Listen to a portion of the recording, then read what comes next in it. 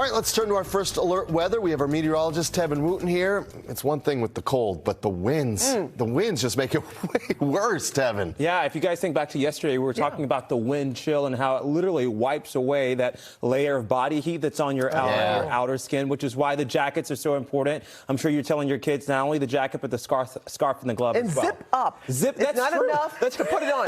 Zip it up. So true. That's right. You don't want any of that air getting across that body heat. That's why you have to cover all of your extremities headed outdoors today. And we are under gusty wind alerts for another day. And I think the final day as well, where those gusts could range anywhere between 40 to maybe even upwards of 50 miles an hour. We've seen that for the past 24 to 36 hours or so, especially across Worcester and in and around places like Leominster and Fitchburg as well. Now into Boston, we think the gusts are a little bit weaker, not as strong as what we'll see across central Massachusetts, but still breezy, especially if you've got a 30 to maybe 35 mile an hour gust and you're walking through downtown. It may actually feel a little bit stronger than 35 miles an hour because you have to remember there's that wind tunnel effect, or what's called the Venturi effect, where the winds speed up as they channel inside of a smaller area. Keep in mind, too, the winds will, of course, make it feel a lot colder than it actually is. So the temperature reads 19 right now, but the wind chill temperatures in Beverly and across Cape Ann are right around 1 or 2 degrees. Similar story for you in Boston. It's not just cold,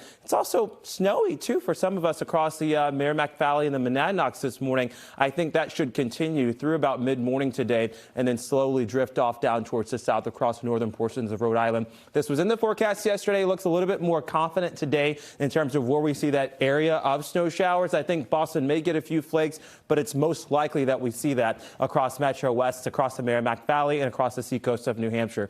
Where it is this morning, by about 7 to 8 o'clock this evening, most of that should subside. Now into the weekend, there's another chance of snow. That's on Saturday, specifically in the morning time frame. We think the accumulations still then are quite minimal, maybe an inch or two at best, especially across the south coast and through the islands. And then on Sunday, it's dry and sunny for everyone. Still breezy, though, with winds at about 10 miles an hour. So 10-day forecast does call for more sunshine than at times than not, but just a couple of days or chances for snow. One of those being today and then the other being on Saturday. And we'll talk more about that coming up in the next half hour.